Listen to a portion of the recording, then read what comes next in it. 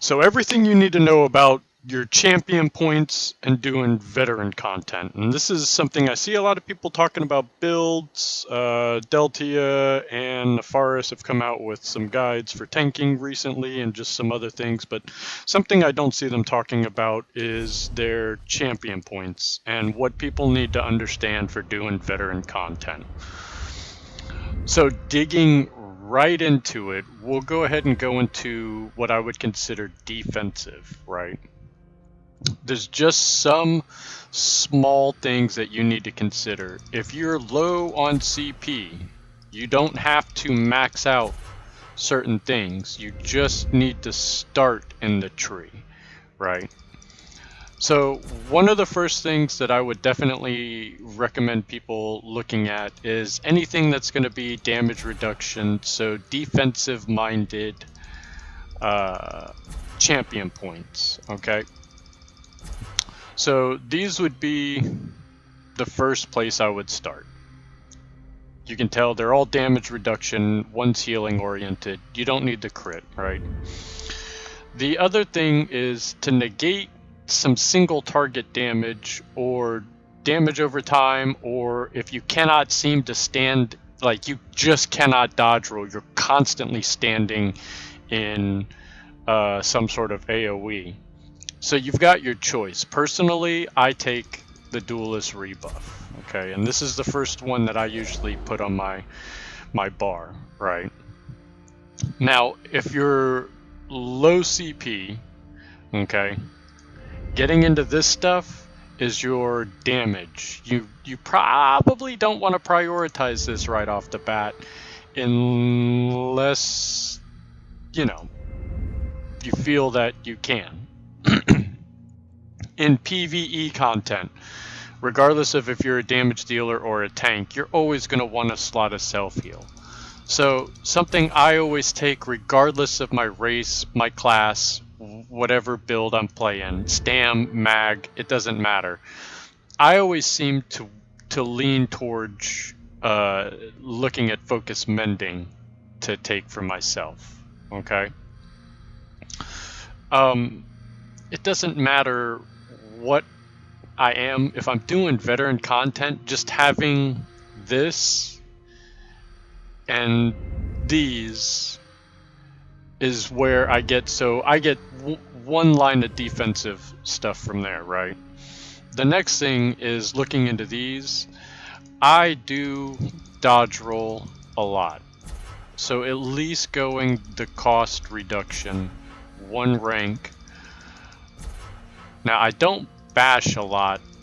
I need to get into this tree because I want to reduce the cost of block. Because I do block in PvE. And then I want to reduce the amount of, or I want to increase the damage I can block. So now I'm blocking more, reducing the cost. I don't bash that often. I should more, but I don't. The next big thing that comes into effect is, this is elemental status effects that are applied to my person. Like that is huge, and it doesn't cost a spot up there. But then while you're under status effects, the combat skills cost less. That's something to consider, maybe, but what I really am after is this one here, okay? If you don't want to go this route with, you know, to res your buddy, and you don't want to go that route, you want to go ahead and this is what you're after then. So now and this is just a small place that I don't have, you know, you're free to still build out whatever build you're going with, right? And this is just kind of my best advice, is to get these reductions. If you bash a lot, then get the cost reduction to bash. Something that's really good is On Guard, along with Juggernaut, along with Survival Instincts. So if you're using potions or abilities that reduce, like for example, momentum with the sword and with the two-handed sword, I don't even have it. Momentum gives a weapon buff. but it also, when it's activated, it makes you immune to snares and immobilization effects once it's morphed. So when you use that, you would be under this immunity, and these things would be active. Potions, secondary passive abilities from skills, etc. So this is the amount of damage you can block, which as a tank, that's fantastic. If you're using immovable from like the armor skill line, and momentum for the immobilization immunity, like you can keep the uptime of the crowd control immunity rather high. So this one, you take less damage while that's going. Obviously this one for status effects, but this is a freebie. This is the one you want to go after under this skill line. The only thing in this tree is going to be this fall damage one. After that, what I personally prefer is this one here for potions, because when it procs, it is fantastic. I get 2 potions almost back to back if I want. So I can pot, dump, and just then be on the normal cooldown. I get a free dump basically of either heals or spammable DPS abilities, whatever the case may be. So this one is really nice. I do like it a lot. As far as like, a lot of people recommend this one here because then you don't have to use gems to charge your weapons, but it's whatever. Like that, seriously, that doesn't matter. You can use gems. The one that does make a difference in the moment is going to be liquid efficiency here. And then how I go to that tree is through here. I'll start into Breakfall. Yeah, gold is nice and whatever, but this isn't my farming character, so I don't have the farming build. If I were going, PvP, I'd go this route. But yeah, these damage mitigations and or possibly the healing done to yourself for any single target heal that you do to yourself, that one is fantastic. But if you don't, like if you need the abilities, this, whether it's this one, or this one, depending on whatever the case may be, like these are flexible, but I would definitely recommend taking one of them. And if you did take one, it would be the single target, because any hard-hitting heavy attack from an enemy or anything like that, like any single target, damage, that's what that's going to negate. So for making yourself stout and being able to do vet content and still have plenty of your champion points to spend on whatever build you've got going, this is kind of, the way to go, to the baby setup. And then I would max this one out. I would max the amount I can block. I would reduce block cost because I break free a lot. I would break free and dodge roll. I don't really care about sprinting that much. This is for like in the fight, right? Like in the fight kind of thing. So we're down to 231. Where would we go? We'd max this out.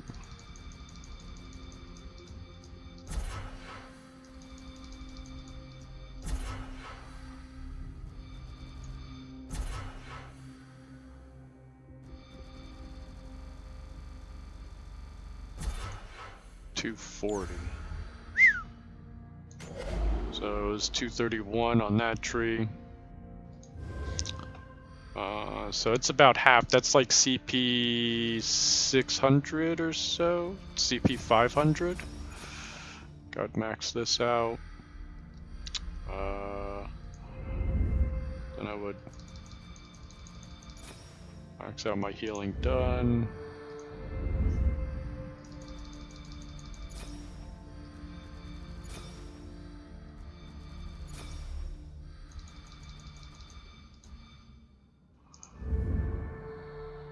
Okay, so instead of that, let's...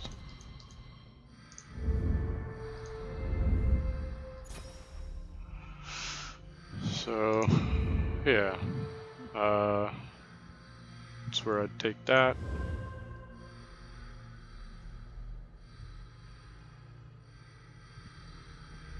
This is it. And this would be pretty much all the necessities for in the moment in the boss fight. This is a really good one to go with, but a lot of people go, like, if you're lacking in armor, right? If you can't... Oh, that's the other thing too, is if you, it doesn't matter what your health pool is. If you hit that 30k spell and 30k physical benchmark for your resistances, and you have, you know, all of the defensive passives here going, like, it... you're doing really good for your own survivability, and you will be able to cruise through vet content with even the worst of healers.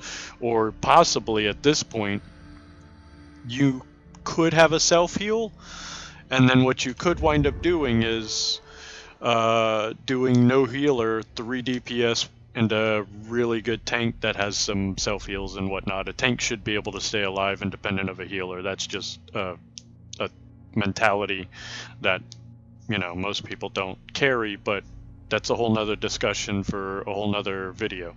I just wanted to show you pretty much, if you're doing vet content, this is what you need to be looking at, you know? These are the things that you need to... You saw in the middle section of the video, the half, like at 200, using 200 and something CP points. This one's using 252, you know, so you're at CP like 500. I'm at CP 1200 almost. So using my full CP, this is like my baseline from what I start off at.